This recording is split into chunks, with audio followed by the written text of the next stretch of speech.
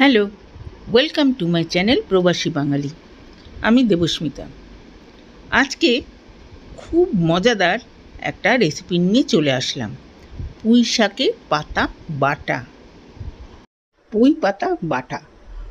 পুঁই শাক রান্না করতে গেলে পাঁচমিশালি হোক, আর তাতেও কিন্তু পাতা অনেক বেশি হয়ে যায়। সবজির পরিমাণ অনুযায়ী যে পাতা অনেক বেশি হয়ে যায়, বা এই রকম যদি ছোট ছোট পাতা হয় তাহলে কিন্তু সেটা দিয়ে কোনো পাতুরি করে খাওয়াও সম্ভব হয় না। একমাত্র যদি পুঁই পাতা বেসনে চুবিয়ে বা কোনো কিছুতে চুবিয়ে ভাজা করে খাওয়া যায়, তাহলে সেটা কাজে লাগে।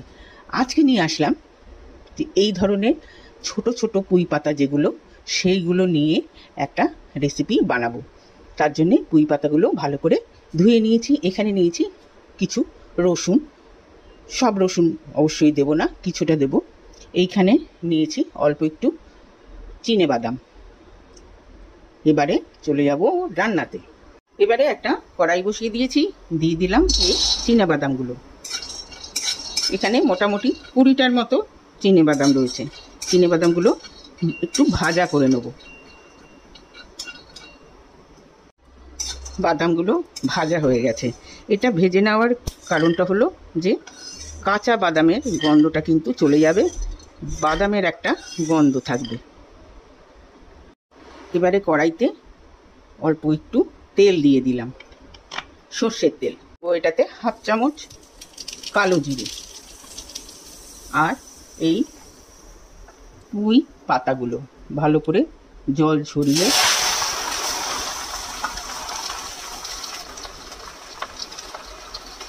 দিয়ে দিলাম। সাথে দেব বেশ কিছু কাঁচা লঙ্কা আর রসুন। বেশি রসুন এটাতে দেব না, 3-4টে মতো রসুন দিলাম। দিয়ে এটাকে একটু নাড়াচাড়া করব।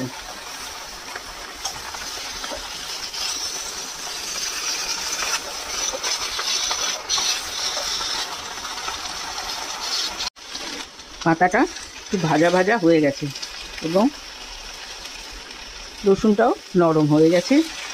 এবারে ওভেনটা বন্ধ করে দেব। এটাকে একটু ছড়িয়ে দেবো, ছড়িয়ে দিয়ে এটাকে একটু ঠান্ডা করে নেব। এবারে শিলনোড়ার মধ্যে প্রথমে বাদামগুলো নিয়েছি। যেহেতু বাদামগুলো শুকনো, ওইটার সঙ্গে একসাথে বাটতে গেলে কিন্তু ঠিকমতো বাটা হবে না।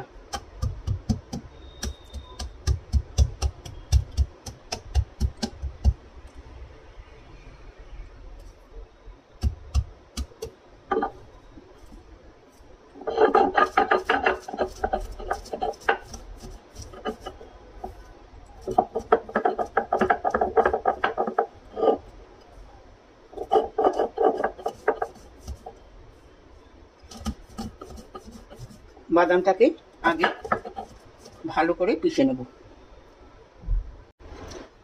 বাদামটাকে খুব ভালো করে বেটে নিয়েছি। এবারে এটাকে তুলে, এতক্ষণে পাতাগুলো কিন্তু মোটামুটি ঠান্ডা হয়ে গেছে।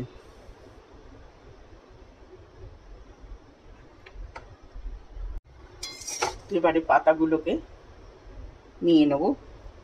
পাতা আছে, রসুন আছে, লঙ্কা আছে।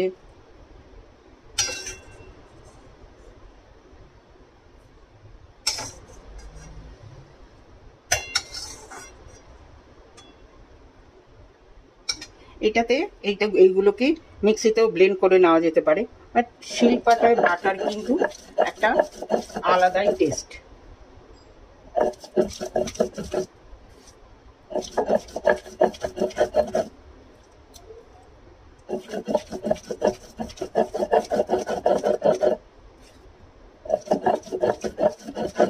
এটাকে পুরোটাকে আগে বেটে নেব। বাটাটা মাখা এটা বেটে নিয়েছি। এটার মধ্যে কিন্তু যখন আমি ওই পুঁই শাকটা কড়াইতে দিয়েছিলাম তখন কিন্তু সল্ট আমি দিইনি। সেই জন্যে এখন এটাতে বিট নুন দিলাম, এই বাদামটা দিলাম, আর এটার মধ্যে দেব একটু লেবু, দিয়ে এটাকে খুব ভালো করে মেখে নেব। ব্যাস তৈরি হয়ে গেল পুঁই শাক পাতা বাটা। এটার মধ্যে ইচ্ছে করলে অল্প একটু সর্ষের তেলও দেওয়া যেতে পারে, কাঁচা সর্ষের তেল, বাট আমি কোনো সর্ষের তেল এটার মধ্যে দেব না। তো কেমন লাগলো রেসিপি? যদি ভালো লেগে থাকে তাহলে অবশ্যই কমেন্ট বক্সে জানাবেন, লাইক করবেন, শেয়ার করবেন ফ্রেন্ডস অ্যান্ড ফ্যামিলিদের সঙ্গে, সাথে আমার চ্যানেলটিকে সাবস্ক্রাইব করতে ভুলবেন না। আজকে তাহলে চলি, নেক্সট দিন আরেকটা এরকম মজাদার খাবার নিয়ে আসবো। সবাই ভালো থাকবেন, সুস্থ থাকবেন। ওকে দেন, বাই।